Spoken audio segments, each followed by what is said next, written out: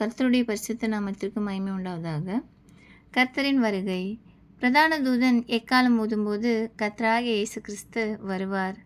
கர்த்தராகிய இயேசு கிறிஸ்து சாயங்காலத்திலா, நடுராவிலா, சேவல் கூவும் வேலையிலா, எந்த வேலை என்று நாம் அறியோம்.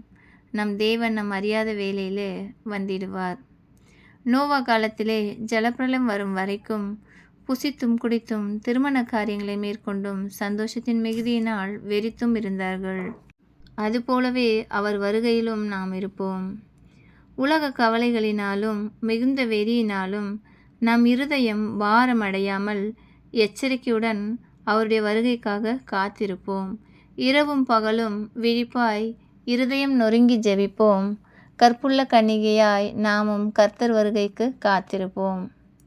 உலகம் அந்த நாளிலே தவிக்கும். நாம் நம் தலைகளை உயர்த்தி நடப்போம். கர்த்தருடைய வருகை நெருங்குகிறது. கர்த்தர் நம் வாசற்படியில் நிற்கிறார். ஆமென். கர்த்தர் நம்மை ஆசீர்வதிப்பாராக.